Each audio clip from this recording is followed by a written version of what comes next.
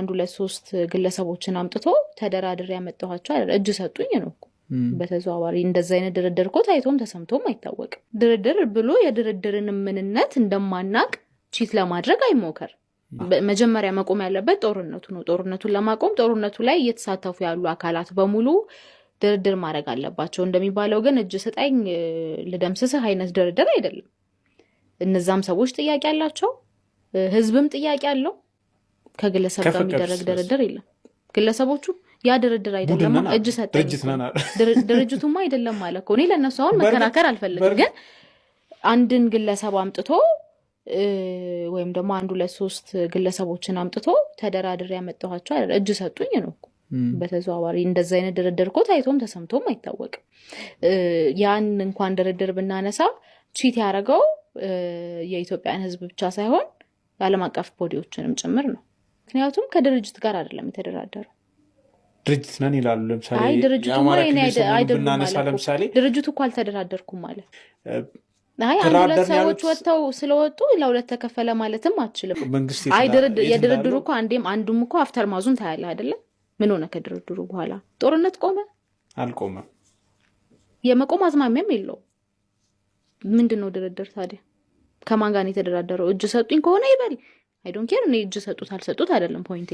ግን ድርድር ብሎ የድርድርን ምንነት እንደማናቅ ቺት ለማድረግ አይሞከር። ድርድር ምን እንደሆነ እናውቃለን።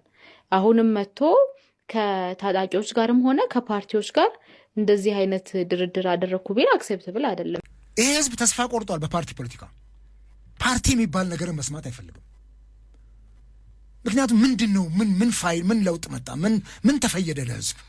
ህዝቡ አሳይመንት ተሰጥቷል በገዢውን ፓርቲ የዕለት ጉርሱን ለመሸፈን እንዲዳክር የውር ድንብሩን እየሄደ ስለ ኑሮው ስለ ችግሩ እንዲያስብ ትልቅ መርግ ነው የተጫነበት ህዝቡ እንጂ የፖለቲካ ለውጥ መጡ።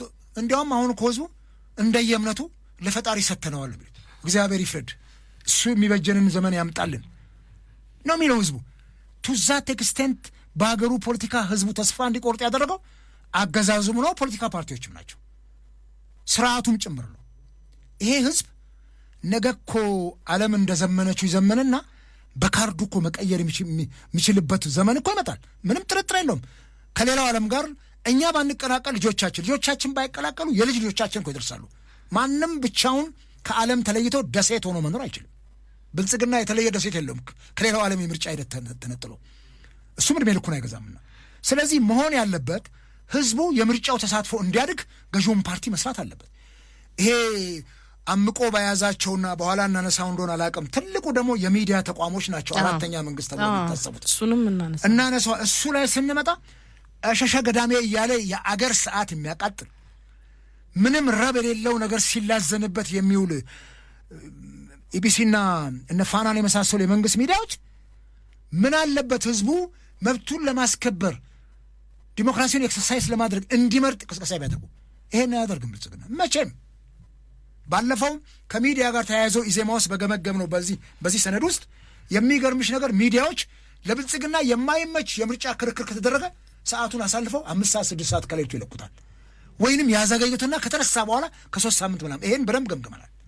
እንዲህ አድርገው ብልጽግና ሚዛን ያልደፋበት የተሸነፈበት ክርክር ላይ የተመታበት ክርክር ላይ የሚገርምሽ ነገር አንዳንዴ ገጥሞናል። እኛም ፓርቲዎችም ገጥሟቸዋል። ኢትዮጵያ ቴሌቪዥን ላይ ለክርክር ሄደው የተመደቡ ሰዎች በተመረጠ ርዕሰ ጉዳይ ላይ የብልጽግና ሰዎች ያንን እንትን ሲቀሩ ፓርቲዎቹ እዛ እንኳን እንዲከራከሩ አልተደረገም። እኔ የምልህ የማን ልጅ ነው የሚማገደው? የኔ አበባካል ልጆች እኮ አይደሉም። የኔ ልጆች ጦርነቱ ላይ እንዲማገዱ ካልፈለኩ የሌላው ድሃ ልጅ ነው የሚማገደው። በጣም የሌላው ልጅ ያንተ ልጅ እንደሆነ ማሰብ መቻል አለበት እና የራስህ ልጆች ህይወት እንደምትወደው የሌላውን ልጆች ህይወት መውደድ መቻል አለበት። ማን ቅር ይለዋል ቢመጡ? ችግሩ እኮ እኛ ጋር ጠቅላይ ሚኒስትሩን በቀደም ብለዋል እኮ ፋሽን ነው። ድሮ ወደ ጫካ መግባት ፋሽን ነበር፣ አሁን የመጡ ነው። ደስ ይለናል በዛ ደረጃ ከመጡ ነው ወይ? አሁን የምናያቸው እየወጡ ያሉት ሬሰንት መረጃዎች ይሄን የሚያሳዩ ናቸው ወይ? ትላንትናና ከትላንትና ደቡብ ጎንደር ላይ ያየነው ነገር ይሄን የሚያሳይ ነው ወይ? አንተ ሰላም የሰፈነበት አየር ተንፈሰ መኖር ካልቻልክ ጥቂት ሰዎች መጥተዋልና እነሱን ተከትሎ ደግሞ የተወሰኑ ምን ያክል ሰው ነው ያለው?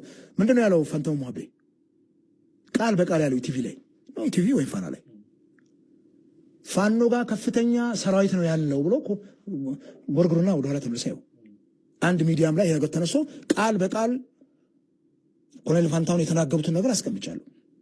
ይሄን ያክል ኃይል መኖሩን ካወቀ ኮሎኔል ፋንታሁን እንዴት ይፈታ የሚለው ችግር ሊያስጨንቀው ይገባል እንጂ አሁን እኛ እንደምነው የሚለቃቀሙ ናቸው፣ ትንሽ ናቸው፣ ቀሩት ተበታትነዋል፣ እነሱን ማረም ነው ወይ መቃረም ነው የቀረን የሚለው አይደለም። ከዚህ በዘረ ከዛ ጊዜ እኮ ከዚህም የሚገባ ኃይል አለ። ሁለቱንም ነው ማሰብ እንዲገባ። ከዛ መጡ አደል ሰጥተው ጥሩ። ከዚህ ደግሞ ተነሶ ፋኖ ጋር ሰጥተው የሚገባ ኃይል አለ። ይሄ እኮ ያው እንትን የታጠቀ ኃይል መቀየር ነው የሚሆነው። ይሄ ከዛ አዙሪት አያወጣንም። በጦርነት ሰላም ሰፍኖ አይቀርም አያቅም። የትም ቦታ ጦርነት ያመጣው ሰላም የለም። ተላልቀን መጨረሻ ላይ ወደ ምንድን ነው የሚመጣው? ወደ ድርድር። በዩክሬን ጦርነት ሩሲያ ከ1.ምና ሚሊዮን ወታደር በላይ እንዳለቀባት የተነገረ ነው ያለው። ከፍተኛ ወታደር አልቆባት የተባለ ነው ከዩክሬን በላይ ሩሲያ። ነገር ግን ነገ ይታረቃሉ ያለ በርቅ ነው የምትፈታው። ከህወሓትም ጋር እኮ ያወቅ ተፈጠራል። ከኤርትራም ጋር እኮ ምንም ቢሆን ባልጀር ስምምነትን በምንም ቢባል እርቅ ተፈጠረ በሰዓቱ።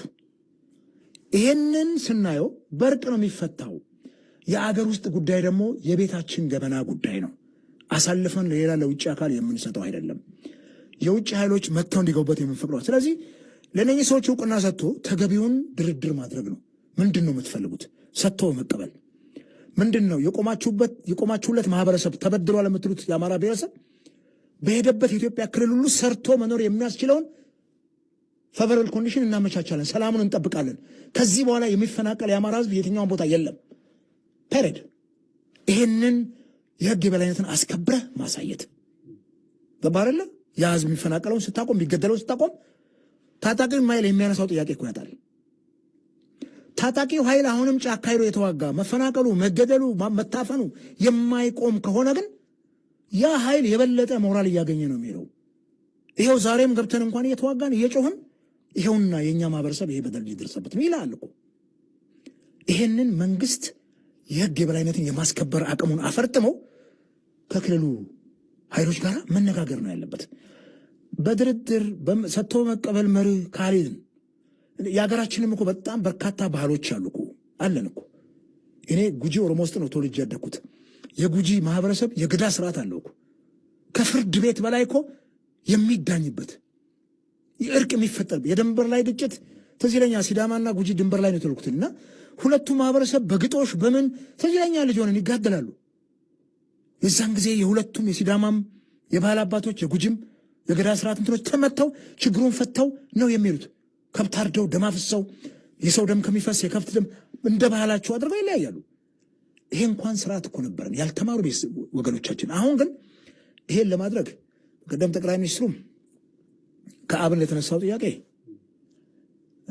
በዳቦ ስም ሰይመውታል። ድፎ ዳቦ፣ አምባሻ፣ ቂጣ ምናምን ብለው እንዲህ ባይቀለል ጥሩ ነው።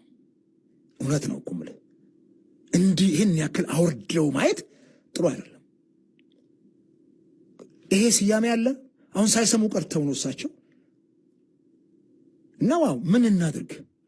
ይሄን ችግር ወደ ድርድር ወንበር እናምጣው። ሰውየው ደህና ነኝ፣ ተሽሎኛል፣ ምንም አልሆንኩም፣ አልሄድም ወደ ሕክምና ቦታ በሽታ እንዲታወቅ አልፈልግም የሚል ከሆነ ይሞታል እኮ። በሽታው ወረም ታውቆ ያን በሽታ ለማከም አስፈላጊው መድኃኒት መጠቀም ነው ያለበት። ስለዚህ ይሄ የፋኖ እንቅስቃሴ 2 ዓመት ከ6 ወር ነው። የት እንደደረሰ እያየ ነው። ስለሆነ ዝም ብለን አናንቀን ባናልፈው ትኩረት ሰጥተነው ችግሩ በሰላማዊ መልኩ የሚፈታበትን በድርድር የሚፈታበትን መንገድ መቀየስ